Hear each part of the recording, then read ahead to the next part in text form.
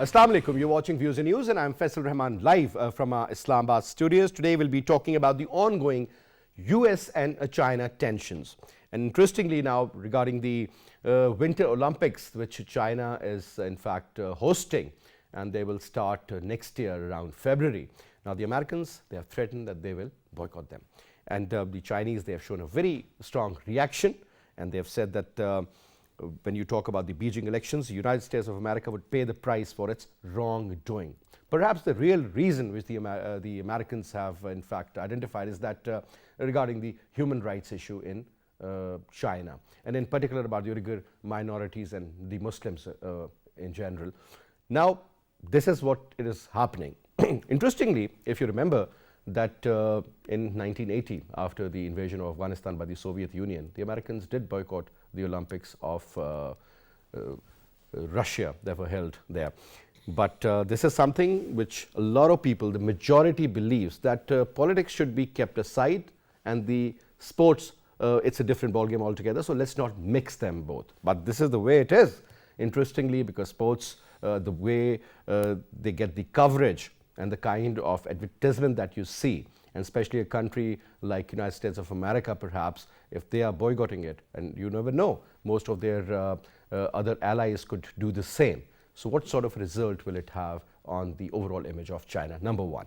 And secondly, I fail to understand that the Chinese always talk about the politics as a different kind of a phenomena. But the Americans, they always make sure that anything, whether it's about the athletes of Russia who participated, and then later on we got to know that some of them had used certain drugs, and then again that story broke out and it was all over the international media, in particular in the Western media.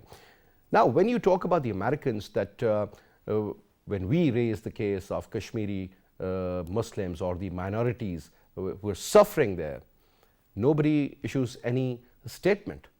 But when it comes to China, since the rivalry is there, whether you call it the Cold War or the trade war or otherwise, they will make sure that wherever there's a loophole, wherever there is a Chinese weakness, the Western world, in particular the Americans, would exploit it. But before I introduce you to our panelists, our production team has prepared a report. Let's watch it. New Cold War between the United States and China is slowly unveiling and steering in the direction where a slight miscalculation or misjudgment can lead to a full-scale escalation. The new Cold War has also engulfed the 2022 Winter Olympics, which are going to be held in China in February. The United States has officially declared that these Olympics will be diplomatically boycotted by the United States. According to White House, no official delegation would be sent to the Games. However, United States athletes could attend the Games and would have the government's full support. Australian Prime Minister Scott Morrison also declared that Australia will join the United States in a diplomatic boycott of 2022 Beijing Winter Olympics. This United States move was heavily criticized by China, and spokesperson of the Chinese mission to the United Nations stated that Washington is politicizing sports, creating divisions and provoking confrontations by such actions. Earlier, Beijing said that it would take resolute countermeasures against such a boycott. United States Secretary of State Antony Blinken had said that it was unclear if others would join the United States, although allies were consulted on a shared approach. However, Russian President Vladimir Putin is the only leader of the major country who has accepted an invitation. Such measures of the United States and counteractions of China will for sure make the relations between the two power contenders more strained, making the world peace more and more fragile. Now, to talk about this, let me quickly introduce you to our panelists. We have with us in our studio, on my right, is Dr. Ejaz Akram Saab, expert on international relations, and Dr. Saab has also been appointed as the Rahmatul Alameen Authority Chairman. Dr. Saab, thank you so much for your time and congratulations on the appointment as well, sir. And we also have with us Lieutenant General retired Talat Masood Saab, who's a senior analyst, author, and a columnist. General Saab, pleasure to have you in the show, so thank you so much for your time. And on Skype from Germany, Frankfurt, we have with us Mr. Claudio Celani, a political analyst and co-editor of EIR. Thank you so much for your time, Mr. Claudio. Pleasure to have you on the show, so thank you so much. But let me start off from you, if you allow me, sir, from General Saab. General Saab, we have been talking about this rivalry between the US and the Chinese. But sir, every week or perhaps every 2 weeks, we get to hear that something is going on. And then there is a very strong statement being issued by the Chinese Foreign Office. This time, sir, since the Americans, they have threatened to boycott the Winter Olympics that are being held in China in 2022, February. They have said that they will boycott the Beijing Olympics, and the Chinese have very categorically once again said that US would pay the price for its wrongdoing. Let's start off from there, sir. Jalsab, your take on this point. Well, I think this is an extension of the rivalry that exists at the moment between the US and China. And obviously the US is then looking for any weakness that they see in China to sort of give it a bad name and to also use it as a pressure tactics. So I think in this context, the fact that they are going to send their teams, that means they are going to participate as far as the Olympics is concerned. But as far as the official sort of presence is concerned, which would have been a normal activity or a normal practice, that they are withdrawing just to show to the world that the Chinese have been so ruthless with their minorities that we want to sort of support them, and this is one message that we are giving globally. And as you know, the athletics and sports events, and especially the Olympics, always draw the attention of the world in a way. So this is the best time for the Americans. It's a mega event. Yeah. So it's the best time for Americans to give a sort of a bad name to the Chinese or to focus on human rights. Well, I think at the same time, I think to be fair, irrespective of what their prejudice would be or what their reason or expediency would demand of them to sort of use it as a leverage. But the fact remains is that the Chinese, despite the fact that they are very good friends of ours, have been very unfair to the Muslims and other minorities. This has been their weakness. They are trying to overcome that, and they have tried to do a lot of good things to their minorities also in the last few years. But nonetheless, I don't think they can be. It could be said that they are at par with the rest of the other Chinese. Interesting, in fact, point, Jalsab. But again, coming to you, Dr. Saab, another very important factor, and that is that you talk about the Muslims, or let's keep the word Muslim aside. Let's talk about humanity for the moment. People living in Palestine, people living in Kashmir, whatever is going on in Syria, forget about all those three. Let's talk about Afghanistan also, sir. People at a brink of starvation, but Americans are not helping them. I mean, don't you think they have double standards when it comes to humanitarian crisis or human rights issue? I mean, people are being killed over here as well. But just because the word China is involved regarding the Uyghur issue, they will exploit it at the highest level, sir. Mm-hmm. The U.S., the foundations of the American Republic is soaked in blood. The entire continent was wiped out of the Native Americans. It was emptied, and then the Republic was built. Let's not forget that.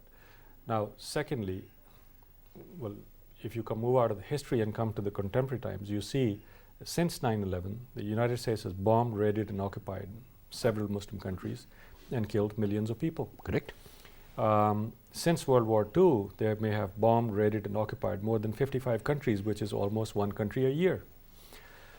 So the Americans really do not have any moral authority to speak on human rights, let alone the Muslims of Xinjiang. I have been to Xinjiang many times, and allow me to inform you that I've also been working as a professor and analyst in China for quite a few years. And there was a problem in Xinjiang. The problem was that the Chinese people, under the influence of the European ideologies of Stalinism and Marxism in general, did what they followed the Soviet model, and they hurt many of their own nationalities and especially religious communities. But that did not only mean Muslims, it also meant the Confucians themselves, the Han Chinese main religion, Confucianism. It also meant Taoism, it also meant Buddhism, and so forth. So these are the four indigenous religions of China: Taoism, Confucianism, Buddhism, and Islam. Out of which perhaps the least damage occurred to the Muslims. Now, at this point in time, if you look at the Hui Muslims in China, they are one of the most affluent communities. Mm-hmm. And they are maybe in predominance in about 10 out of 35 provinces. The people in Xinjiang, the Turks, they are actually a minority amongst the Chinese Muslims. And so they have their historical grievances, and I think that the Chinese people have really improved their record there. And I myself have visited Xinjiang, and it is certainly a surveillance state, but so is Israel, and so is UK, and so is Washington DC and Germany. These are surveillance states too. The level of surveillance in Xinjiang province is higher than other states, but all of China is a surveillance state, and so is every modern state. It depends on how much wherewithal you have to do the surveillance, and the reason their surveillance is very high in Xinjiang is because the CIA is always up to mischief. And just the way they were in Hong Kong and so many other places, in Tibet, and they want to bring about color revolutions and chip away the Chinese sovereignty and slowly break it apart and do what they've done with other countries. But I think they're a little bit too late in this whole game, and I think that China is too large of a bite for them. And also to swallow. China is, when people say the rising China, I think China has already risen. Yes. I mean, one should accept the fact, General Sab, that it's no more the China of 1980s.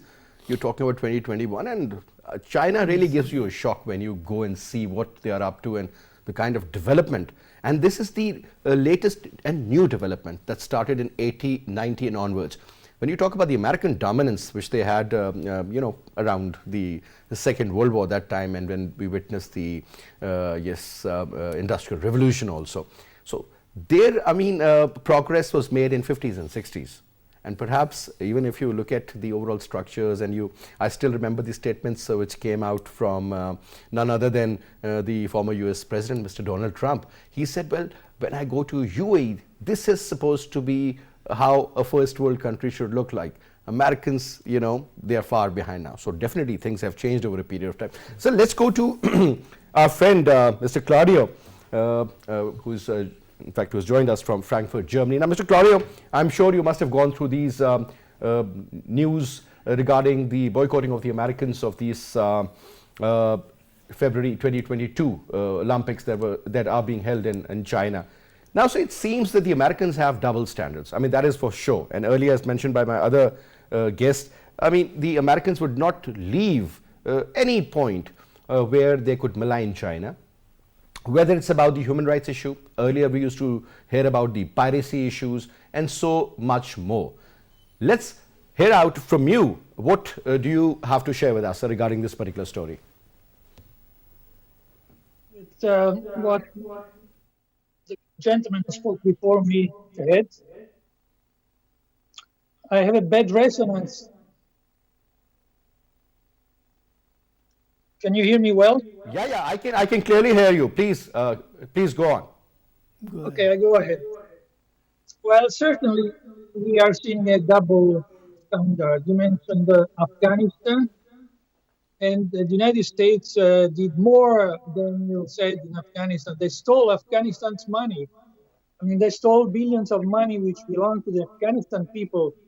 And so they prevent the Afghanistan government do what's necessary to alleviate the problems of the population, which is now starving and suffering under a bad cold and a bad harvest.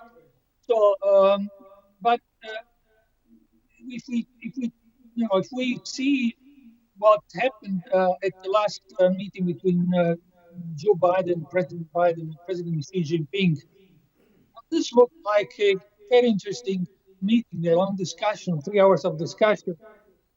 And you had the impression that actually things would now de-escalate. But afterwards from the United States, you saw a continuation of provocation on Taiwan, on Xinjiang, etc. So you really wonder whether President Biden is in control of US policy.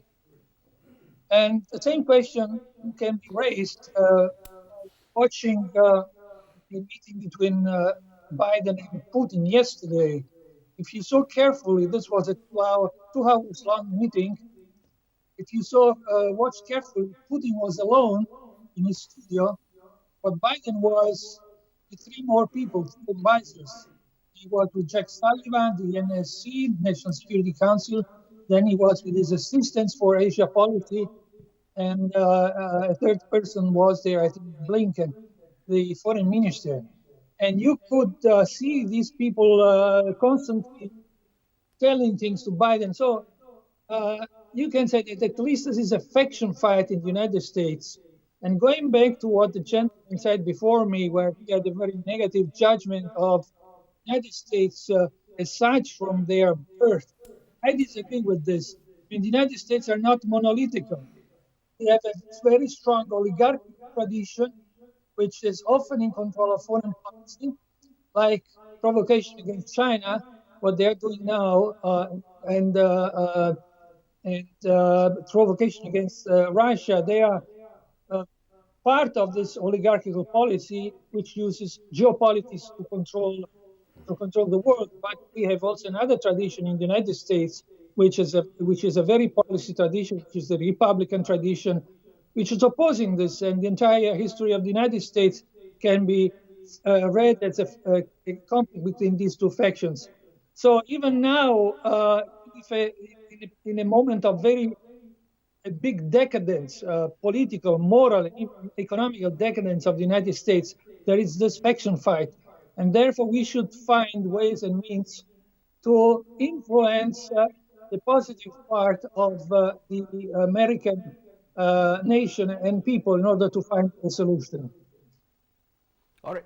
Now, another important factor. So now, these are the two giants of the globe talking about United States of America under the leadership of Mr. Joe Biden, who is, I think, one of the senior most politicians in USA, sir. Been in power, I mean, not in power, but he has been the vice president for almost 8 years. Then again, now he's the president. Started off his career in early 70s. So very mature, and he considers himself as a champion of human rights issues, sir. Now, talking about the Uyghur Muslims or the minorities, as earlier explained by Dr. Saab.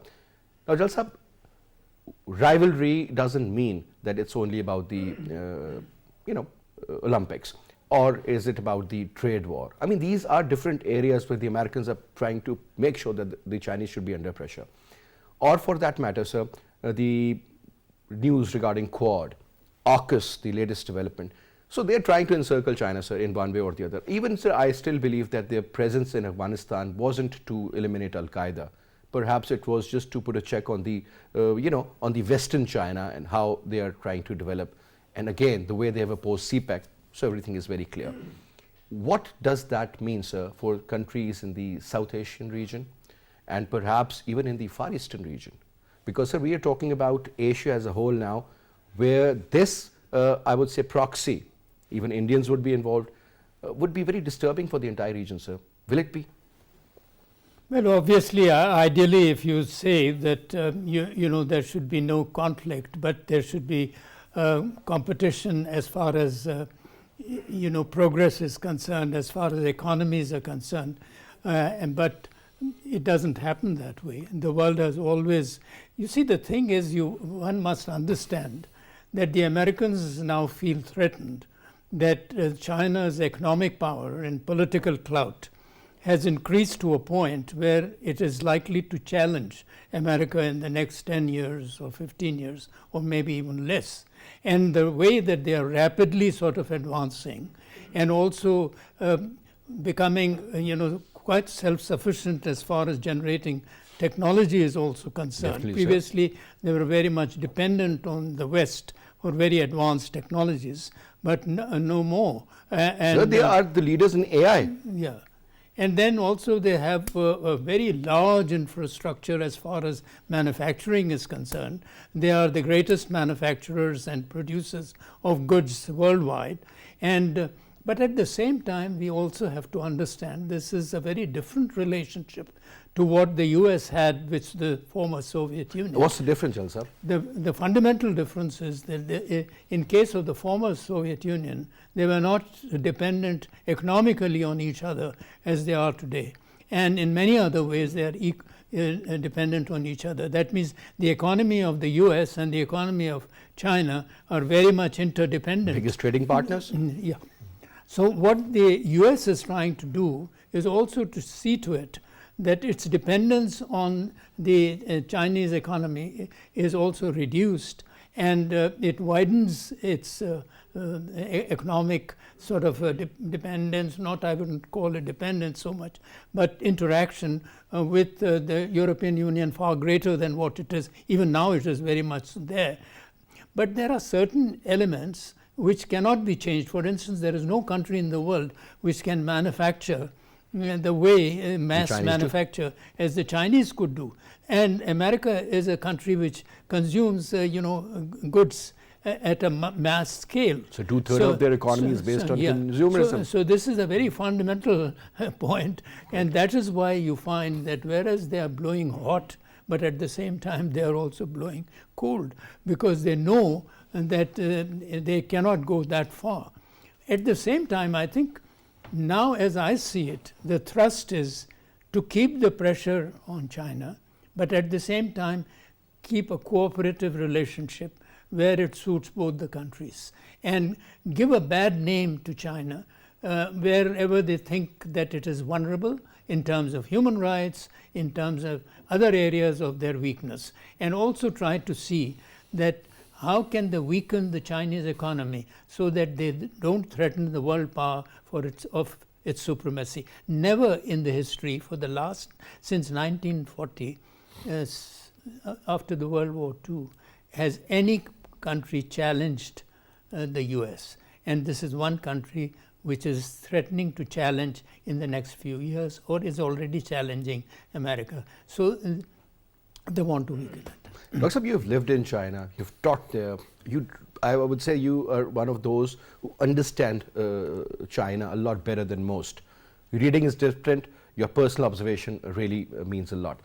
Now, sir, Chinese people in general, very hardworking, very focused.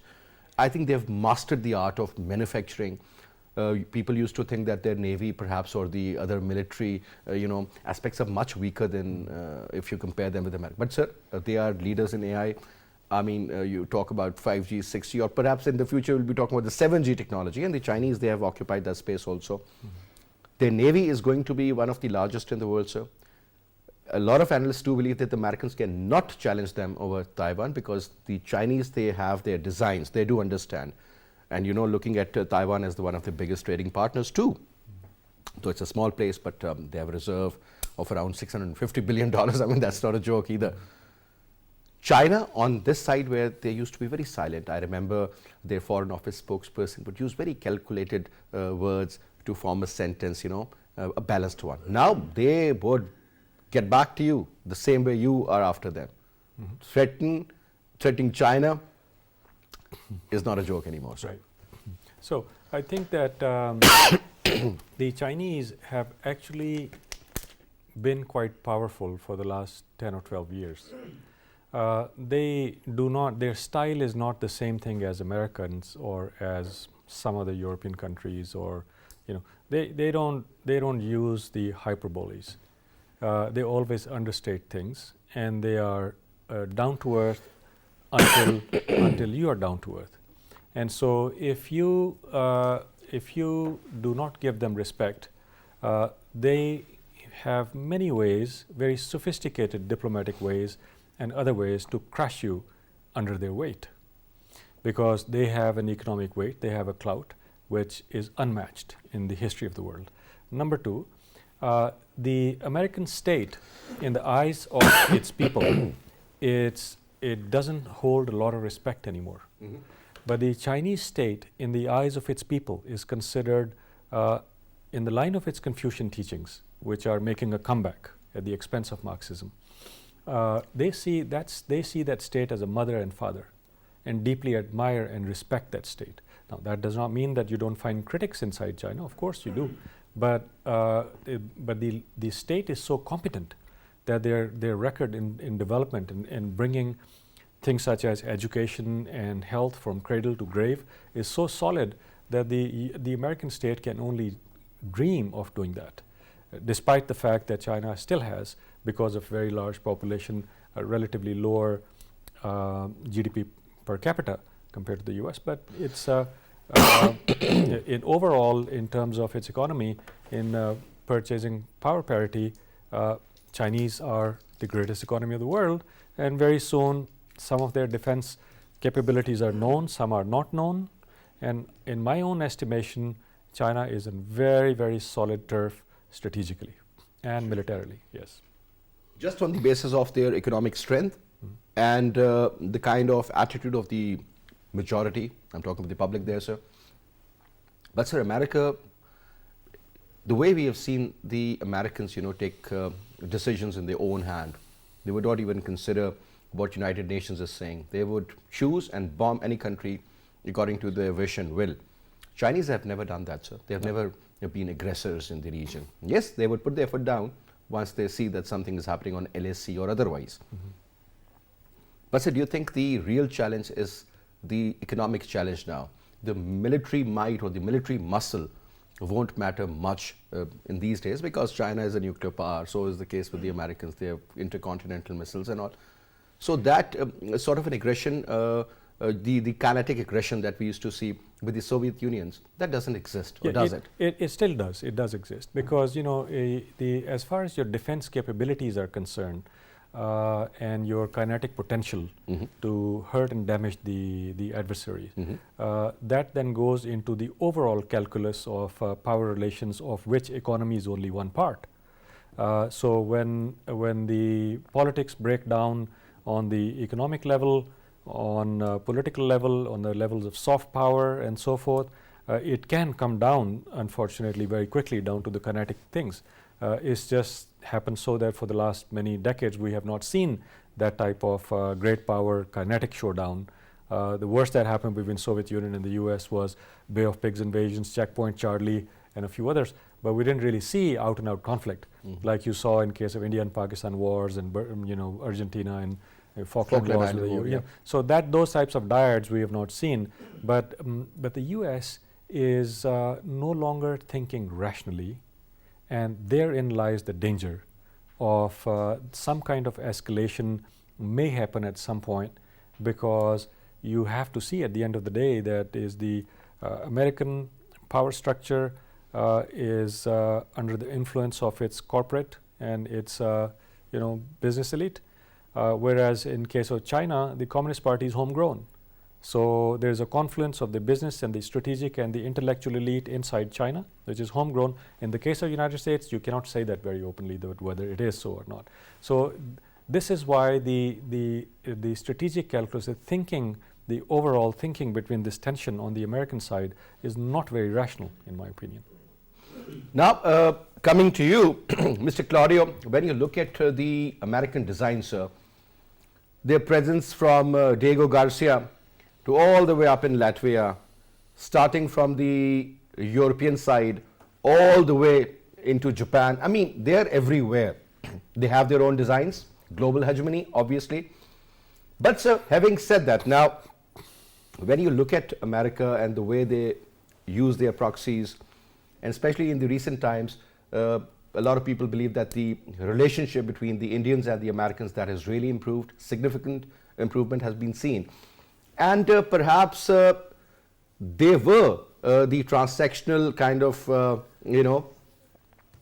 relationship. There was this kind of, transactional relationship, but now it's being converted into a strategic mode. So using India or appointing India as the major player in the region, do you think that is going to help the Americans put more pressure on the Chinese, number one? And secondly, Americans have never fought a war on their own soil, sir. Whether you talk about the First World War or the Second World, there were two incidents. One was perhaps the Civil War.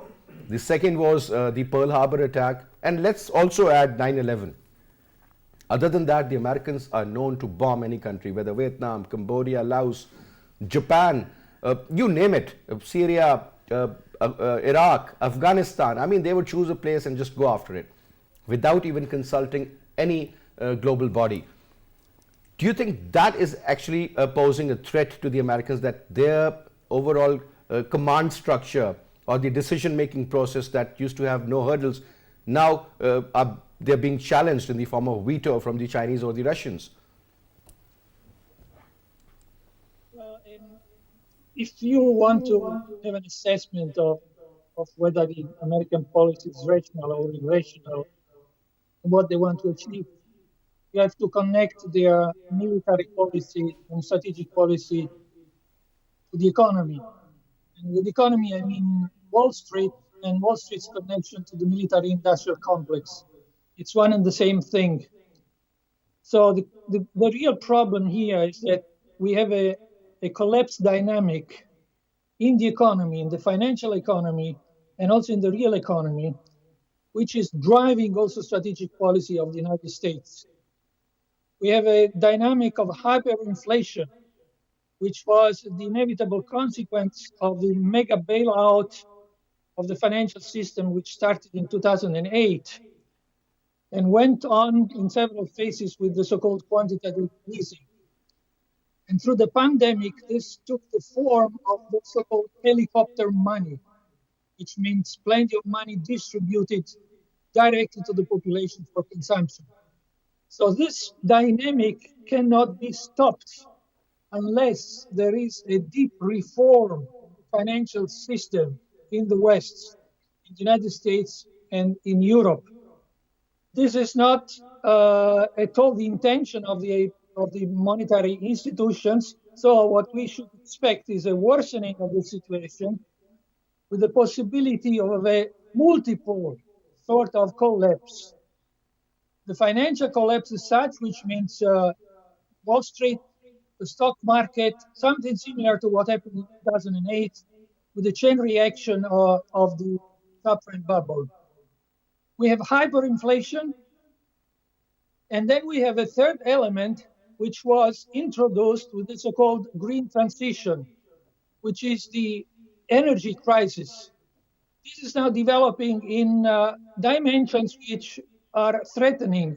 If you look at the price of gas and electricity in Europe, it's increasing by the day.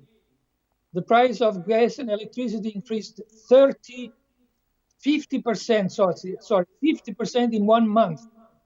And it's increasing by the day. This was done because in order to save the gigantic financial bubble, central banks had the nice idea of creating a new bubble, and they call it green economy. So that's the substance of what they tried to achieve in Glasgow. Now, back to the strategic policy. They wanted to have China, India, and all the other nations of the world to sign up to their policy of decarbonization, which is nothing else than what I said, a policy of creating a new financial bubble and at the same time prevent the development of other nations. If you tell China to stop producing energy with carbon, you stop its development. The same with India, the same with Africa. And for this reason, correctly so, this country decided not to agree with it. So if you consider this dynamic, then you see that the drive for a strategic irrationality, which can lead to miscalculation and could lead seriously to a war by miscalculation, is this economic financial dynamic. And therefore, we should have in taking strategic policy decisions and assessments, we should have this complete picture and intervene with solutions which are at hand. Very important point raised. Now, so talking about a country like Pakistan, Jalsa, being a member of CENTO-CETO, then the non-NATO ally of the United States of America in the war on terror. Ever since Pakistan came into being, so we had a lot of influence of the Americans. There was a time I was surprised to see when the former Field Marshal Ayub Khan visited America, the way he was greeted there. I mean, it's unbelievable, unparalleled. I mean, nobody has ever been received like that. The people are showering with petals and all, and the vice president is making steaks for our president. I mean, that was amazing to see. But sir, having said that, the relationship currently isn't that great, sir. They have, always challenged Pakistan, whether it's regarding the Afghan issue, that do more mantra used to be there. Now, despite all odds, I mean, they blame Pakistan for their failure in Afghanistan and so on and so forth. Where it seems that even, when you talk to general people, even average people who are not even educated, they would also say that Americans, they've always dished us. It's better to stick with the Chinese. They are our neighbors. They have helped us throughout. Whether you talk about this COVID-19 period, sir, where we have seen that the Chinese really supported, or otherwise, the development that took place in Pakistan when nobody was ready to invest. Now, sir, China on one side and the historical friend, so-called Americans, on one side, that equilibrium seems to be the real issue for any government, whether the current government or the other, even the military establishment for that matter, sir. Now that shift, do you see some sort of a shift towards the Chinese? How to maintain this balance? Because it seems that, it is going to be the most difficult period for a country like Pakistan, where economy isn't doing that great, where there are so many challenges on a border, whether the external challenges or the internal challenges. Do you think that equilibrium can be maintained, and if so, how? No, I think the shift has already taken place. There is no doubt today that China is a very close and a strategic partner of ours, whereas we do not enjoy that level of relationship with the US. But at the same time, we do desire, and I think there is also a reciprocity of some sort from the US. They realize that Pakistan has an importance and they cannot possibly ignore it. Even sometimes they say that it is only at a very tactical level. Even if that be so, the fact remains that there is a lot of convergence as far as interests are concerned in many areas. Like, for instance, whereas they may have abandoned Afghanistan and left Afghanistan and are not interested in the region, but at the same time they would like some form of stability in Afghanistan so that it does not harm their interests in any way and does not produce an Osama bin Laden. So I think there are several other reasons also that they do not want to push Pakistan too much into the sort of alignment with China. I wouldn't call it lap or anything, because that is not graceful enough for a country which is of 220 million people. I think Pakistan definitely desires to have a good relationship with US, and there is no reason why there has to be any conflict as far as our relationship with China is concerned. It will not hurt, we are not trying to hurt American interests, and so we are really in a position to maintain a good relationship with the US, at the same time have a very close and a strategic relationship with China, who is helping us in practically all dimensions, especially the economy. And look at the way that the SKYPE project, the amount of investments that they have given, then the international support that we receive from them, at all the international organizations, and the sort of convergence that there is at the moment in our thinking as far as global or issues perhaps the strategic interest also. Yeah, there. Of course, we are their strategic partner, as I said. So, considering that, I would say that it would be a folly on the part of either government, whether it is US or Pakistan, to consider that it cannot have a positive relationship. And I think all past governments and the present one has been saying that. Prime Minister Imran Khan has repeatedly said that we want to have good relations. Our foreign minister has said that many a times. And then, of course, we also want to have a very good relationship with Europe, we want, because I think they are also extremely important, although they may not be politically and strategically that important for Pakistan. But the fact remains that they are economically an extremely powerful and also politically a very important group, and we want to cultivate that. And now, it is also not a zero-sum game. If they are very close to the Indians, they have a strong strategic relationship. They are building up India to counter China, at least in Asia. I think that is their business, but that should not, we try to sort of steer our way through and still develop a relationship with them. Absolutely. European Union, they have their own way of thinking. But I'll put that question to our friend in Frankfurt. But let me ask you this point, sir. A step towards China means a step away from United States of America? That's what the US thinks. In the Pakistani calculus, obviously, like Jen Sahib just said, it's not the case. But there exists a notion in some of our policy circles today that we must balance between the US and China. Mm-hmm. And I think that that is based on a poor understanding of our relationship with these two entities, which confounds insisting on a balance between a frenemy and a friend. The United States of America was really, at times of need, it was a friend, but at other time it was very hostile. And Ayub Khan, who was actually hailed by the Americans, also ended up writing the book Friends Not Masters. Yes, exactly. So every Pakistani ruler has at some point or the other has gone through the Friends Not Master moment.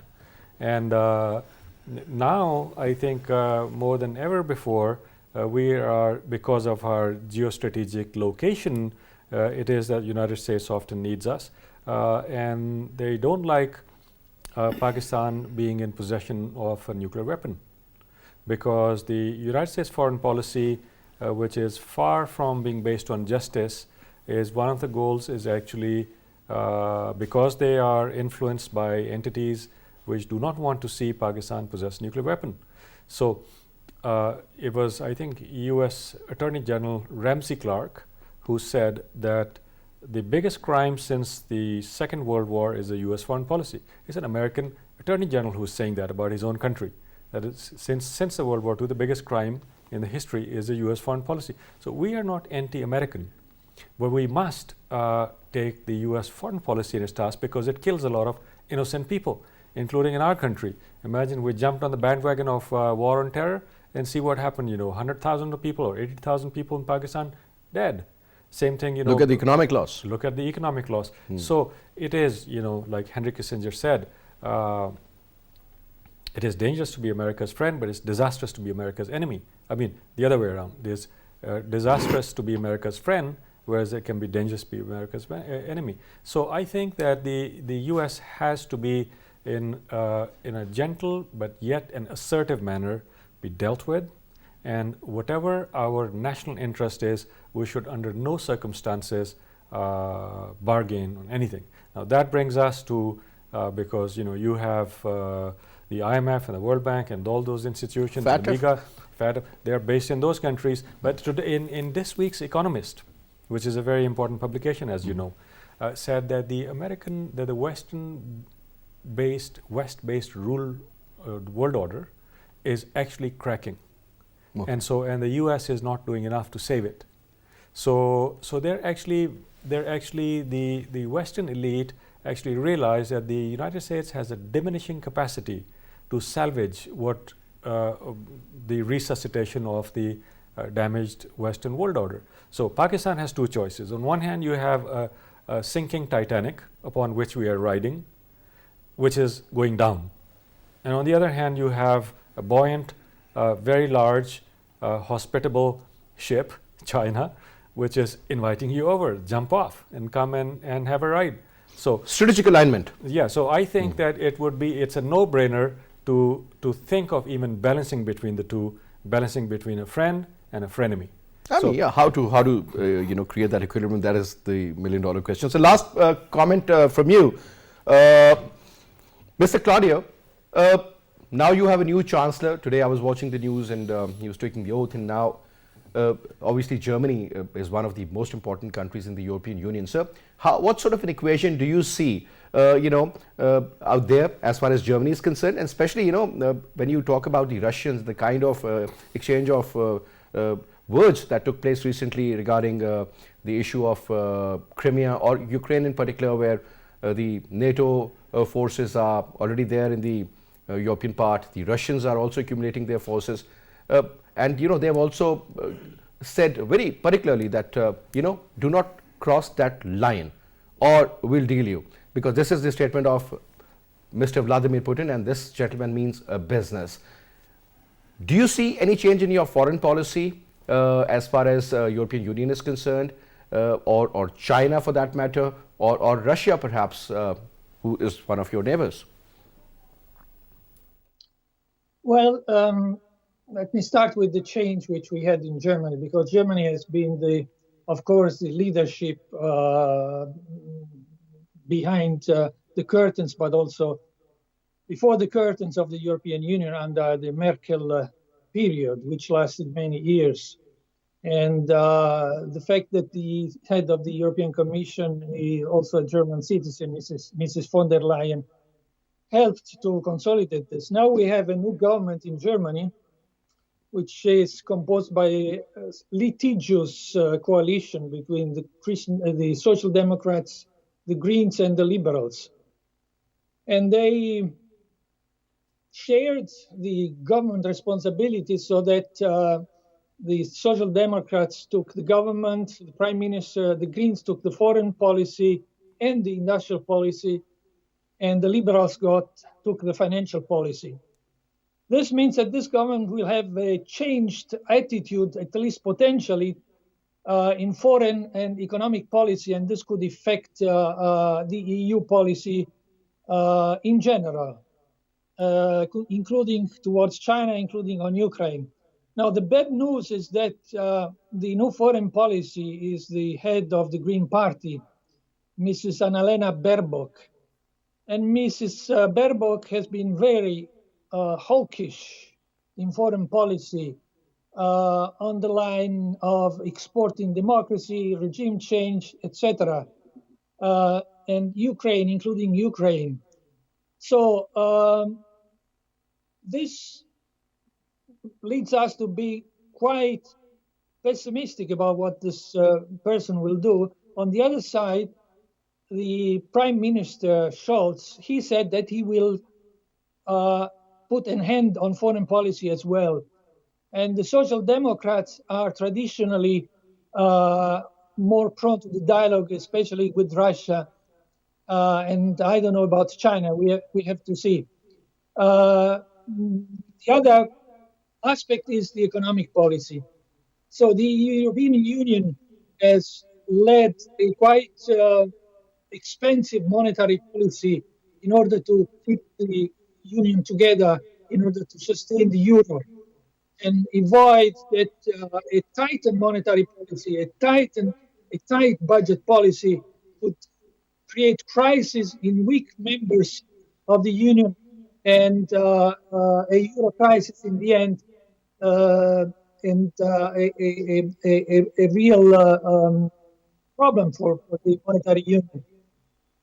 The new finance minister of Germany is of another opinion. He is an hawk in monetary policy, and he has pushed the idea that we should go back to a tight budget policy. So all this is a big question mark. Therefore, things can change, could change for the worse in foreign policy. You must think about this in the midst of a terrible energy crisis which we have here with incredible price increases. All right. Thank you so much for your comments, Mr. Claudio Celani. General Sahib, it was a pleasure having you in the show, sir. Dr. Ejaz, it is indeed a pleasure to have you on the show as well, because this is the first time actually we have interacted. But once again, sir, congratulations on your new appointment, and I hope and pray that this particular concept really develops well, and the people in general get the benefit of it. That one day. But gentlemen, thank you very much once again. And that's all we have for this hour. I'll see you tomorrow at 8:05. Till then, you take good care. Khuda Hafiz.